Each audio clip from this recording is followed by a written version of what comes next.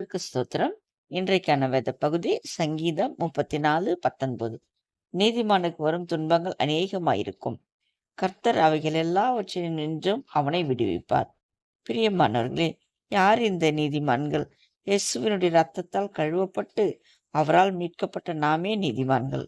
ஏனென்றால் நம்முடைய இரத்தத்தை சிந்தி இயேசு நம்மை விடுதலையாக்கியிருக்கிறார். அவர் தம்முடைய இரத்தத்தை கொடுத்து நம்மை விலைக்கிரயமாக மீட்டிருக்கிறார். எனவே நாம் தான் அந்த நீதிமான்கள். வேதத்தில் சொல்லப்பட்டிருக்கிறது, நீதிமான்களுக்கு வரும் துன்பங்கள் அநேகமாயிருக்கும் என்று. ஆம் தேவ பிள்ளைகளே, நாம் நம் தேவனை கிட்டி நெருங்க நெருங்க நமக்கு வரும் துன்பங்கள் கொஞ்சம் நஞ்சமல்ல. பிசாசானவன் எவ்வளவு நமக்கு கஷ்டம் தர முடியுமோ அவ்வளவையும் கொடுத்து நம்மை தேவனை விட்டு பிரிக்க பார்க்கிறான். ஆனால் நம் தேவனோ நமக்கு அவைகள் எல்லாவற்றையும் நின்று விடுதலை அளிக்கிறார். நாம் அநேக நேரங்களில் நிலைக்கலாம். மற்றவர்கள் எல்லாரும் நன்றாயிருக்கிறார்களே, எனக்கு மட்டும் ஏன் இந்த கஷ்டம், வேதனைகள் என்று. வேதத்தில் சொல்லப்பட்டிருக்கிறது, அழிகிற பொன் அக்கினியினாலே சோதிக்கப்படும். அதை காட்டிலும் அதிக வெளியேறப்பட்டதாயிருக்கிற நம் விசுவாசம் சோதிக்கப்படுகிறது என்று. ஆம் பிரியமானவர்களே, நமக்கு கஷ்டங்கள் துன்பங்கள் வரும்போதெல்லாம் நம் விசுவாசம் சோதிக்கப்படுகிறது என்று எண்ணுங்கள். வேதத்தில் பார்த்தீர்களானால் பழைய ஏற்பாட்டிலும் சரி புதிய ஏற்பாட்டிலும் சரி எல்லா தேவ பிள்ளைகளும் பல கஷ்டங்கள் பட்டவர்கள். அவைகள் எல்லாவற்றின் நின்றும் தேவன் அவர்களை விடுவித்ததுதான் அவர்களுடைய பெரிய சாட்சியே. நாம் எல்லாரும் தேவனுடைய பிள்ளைகளானால் நமக்கு பாடுகள் உண்டு, வேதனைகள் உண்டு. அதுதான் நமக்கு ஜெயம் தரும்.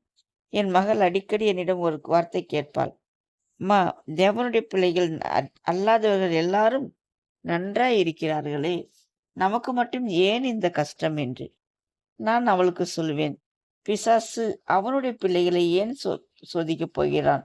அவர்கள்தான் அவனோடு ஏற்கனவே இருக்கிறார்களே. நமக்குத்தான் அவன் கஷ்டம் கொடுத்து நாம் எப்படியாவது அவன் பக்கம் போய்விட மாட்டோமா என்று சுற்றி திரிந்து கொண்டிருக்கிறான். ஆம் என்று சொல்வேன். ஆம் பிரியமானவர்களே, துன்பங்களைக் கண்டு சோர்ந்து விடாதீர்கள். தேவனை தேடுகிற பிள்ளைகளுக்கு துன்பங்கள் வராது என்று வேதத்தில் சொல்லப்படவில்லை.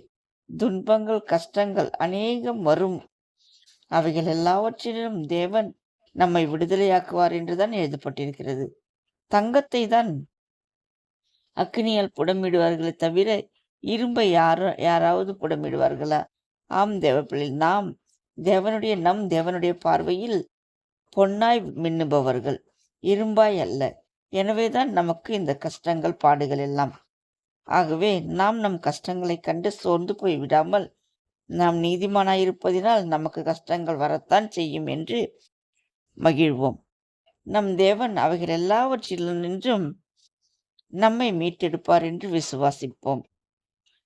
அப்பொழுது நாம் தேவனுக்காய் பொன்னாய் ஜொலிப்போம். உங்களுக்கு என்ன பாடுகள் வந்தாலும் அது உங்களுடைய விசுவாசம் சோதிக்கப்படுகிறது என்று நம்புங்கள். தேவன் ஒரு நாள் எல்லா கஷ்டத்திலிருந்தும் உங்களை விடுதலையாக்குவார். அந்த நாள் ஒருவேளை இன்றாக கூட இருக்கலாம். விசுவாசியுங்கள். தேவன் எல்லாவற்றினின்றும் நம்மை விடுவிப்பார். ஆமேன். ஹல்லேலூயா. தேங்க்ஸ் ஃபார் வாட்சிங்.